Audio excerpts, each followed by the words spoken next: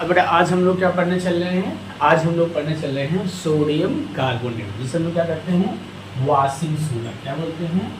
Sodium carbonate, ध्यान देंगे। इसे हम लोग वाशिंग सोडा बोलते हैं। क्या बोलते हैं? वाशिंग सोडा, ध्यान दें, वाशिंग सोडा। ठीक है। अब देखो यहाँ पे हमने दो चीज़ लिखा है, सोडियम कार्बोनेट या वाशिंग सोडा। ठीक है, सोडियम कार्बोनेट उसका, वाशिंग सोडा इसका नाम क्या है? Sodium carbonate. क्या है बेटा? Sodium carbonate. So let us see here the preparation, how to prepare it. On heating sodium bicarbonate, sodium bicarbonate NaCO3 plus CO2 plus H2। अगर हम लोग क्या करते हैं, इसको हीट करते हैं, क्या मिलता है? Washing powder. अब इसको क्रिस्टलाइज कर देते हैं। क्या कर देते हैं? मतलब क्रिस्टलाइज में वाटर इसमें ऐड करते हैं। कितना वाटर ऐड करते हैं? 10 वाटर मॉलिक्यूल। क्या बन जाता है? Na2CO3 into 10H2। अब इसको हम लोग क्या करते हैं? Washing soda. ठीक है, ये चीज़ थोड़ा सा आपको ध्यान रखना। So this is washing soda, this is washing soda. Next is, what is use of this? What is use of this? So in uses, first it is used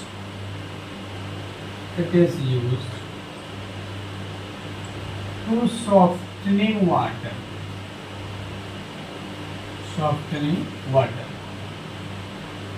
okay, it is used to softening water.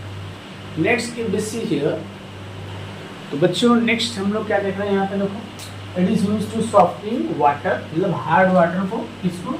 Hard water. ये hard water क्या होता है, ध्यान देंगे, जो water क्या होता है, fit, the water which is not fit for drinking is known as hard water. कौन सा वाटर? जो वाटर क्या होता है, ड्रिंकिंग के लिए फिट नहीं होता, उससे हम लोग क्या कहते हैं? हार्ड वाटर कहते हैं, जिससे हमें डिफरेंट डिसऑर्डर हो सकते हैं, इसलिए इसे हार्ड वाटर कहते हैं, and that is harmful for our health. ठीक है। नेक्स्ट अगर देखते हैं, it is used in glass, soap and paper industries. इसको कहाँ यूज किया जाता है? ग्लास, सोप और पेपर इंडस्ट्रीज में यूज किया जाता है। नेक्स्ट देखते हैं, अगर हम लोग पढ़ा, it is used in preparation of borax. Borax with titration is there, so it was earlier in your syllabus, now it is not in your syllabus, so we will not discuss much more about this. Okay, ये पहले आपके syllabus में था, हम नहीं इसलिए discussion नहीं करेंगे। ठीक है। नेक्स्ट अगर हम लोग देखते हैं बेटा, तो cleaning agent in the domestic purpose, इसको क्लीनिंग एजेंट के रूप में हमारे डोमेस्टिक पर्पज में यूज़ किया जाता है, तो ये चीज़ थोड़ा सा ध्यान रखना है। So what we have seen, this is the formula of washing soda and name, chemical name is sodium carbonate, okay, and decahydrate, sodium carbonate decahydrate, ठीक है, ये हो गया। It is prepared by heating sodium bicarbonate। Sodium bicarbonate को हम लोगों ने क्या कहा? Baking soda. सोडियम बाइकार्बोनेट को हम लोगों ने क्या कहा है? बेकिंग सोडा कहते हैं। और बेकिंग सोडा हीट करने पे हीट किया जाता है। ठीक है, तो क्या होता है? ये आपका सोडियम कार्बोनेट CO2, और अब देखो जो सोडियम कार्बोनेट को हम लोग हीट करते हैं, देखो यहाँ पे, तो ये क्या कर सकता है? अगर इसको हम लोग ध्यान देंगे, ये अगर इसको हम लोग हीट करें तो क्या कर देता है? वाटर मॉलिक्यूल लॉस कर देता है। क्या कर देता है? वाटर मॉलिक्यूल लॉस कर देता है। ये चीज़ भी ध्यान रखना, इसको अगर हीट करेंगे।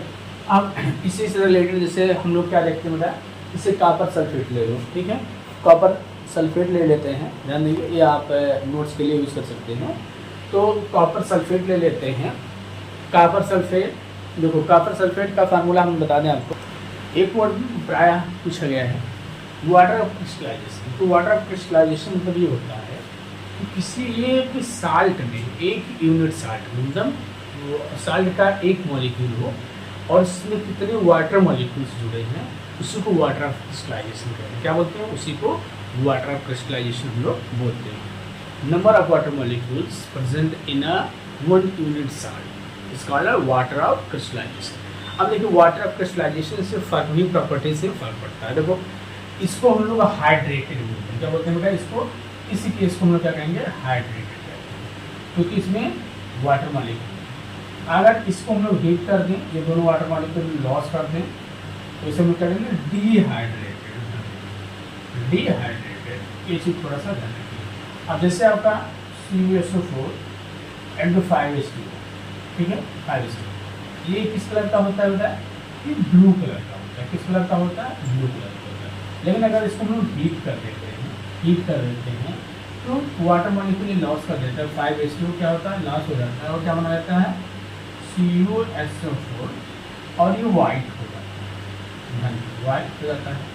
फिर इसलिए हम लोग क्या करते हैं, अगर वाटर मॉलिक्यूल ऐड कर देते हैं, ध्यान देंगे, तो फिर क्या हो जाता है, ये पुनः ब्लू कलर हो जाता है।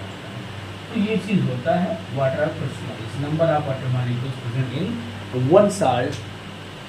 one salt is known as water of crystallization. Okay, so this is that I'm writing some pH of the solution. It has been asked in different examinations, especially.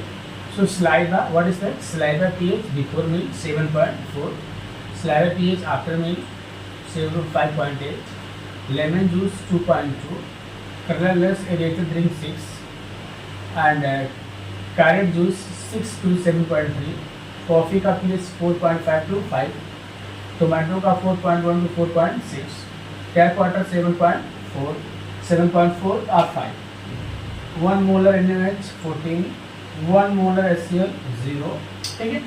Gastric juice का कितना होता है, 1.2 होता है। Gastric juice जो हमारे digestive system में secret होता है उसको गैस्ट्रिक जूस कहते हैं। उसका कितना होता है, मिल्क ऑफ मैग्नीशियम कितना होता है, 10 होता है। डाइजेशन हमारा प्रॉपर तरीके से किस pH के बीच काम करता है, 7 to 7.8 के बीच में। रेन का जो pH होता है वो 5.6 से कम होता है, और माउथ का अगर pH क्या है, लेस देन क्या है 5.5 से है, तो ये क्या करता है, टूथ डीके को लीड करता है, मतलब इससे टूथ डीके की प्रॉब्लम हो सकती है।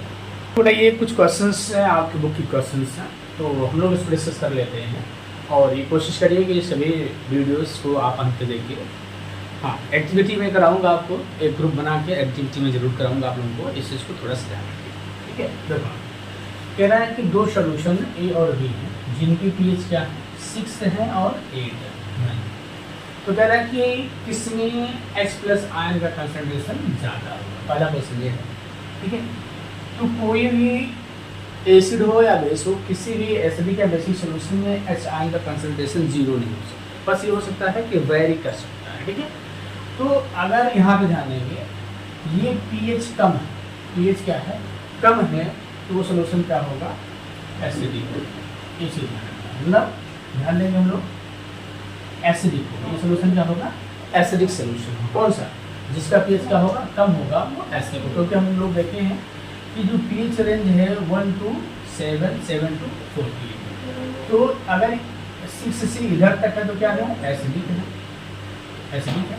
अगर इधर है तो क्या है, बेसिक है। इस चीज़ को आपको ध्यान रखना, pH ये हो गया। कह रहे what is effect of H ions, what is effect of H ions.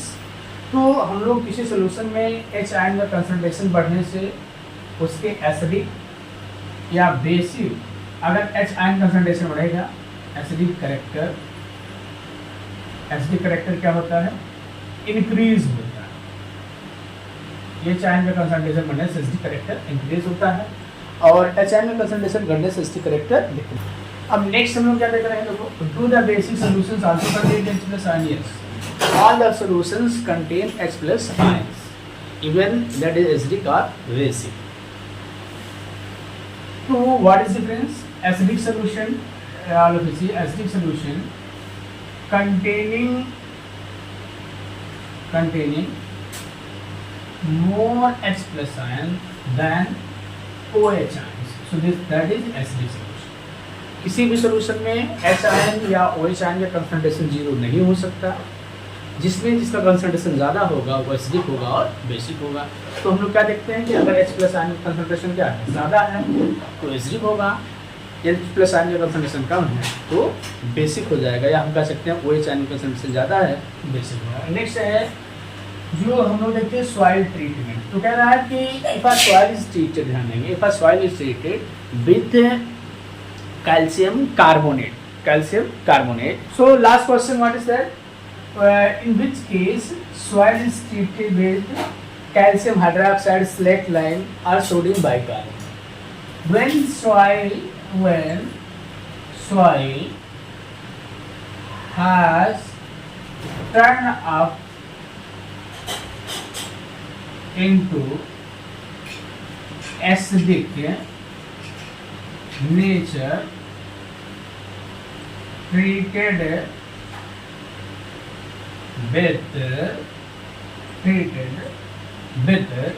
तो फिर आप ट्रीट किया जाएगा स्लेक्ट लाइम और सोडियम कार्बोनेट, क्योंकि एक ऐसे होते हैं बेसिक होते हैं, और जब सॉइल क्या हो जाएगा आपका एसिडिक हो जाएगा तो बेस से हीट करा देंगे तो क्या हो जाएगा न्यूट्रल हो जाएगा, और प्लस फसल का ग्रोथ, क्रॉप प्रोडक्शन भी अच्छा हो जाएगा। बेटा तो आज इतना ही, फिर मैं नेक्स्ट वीडियो के साथ आपके साथ आऊँगा।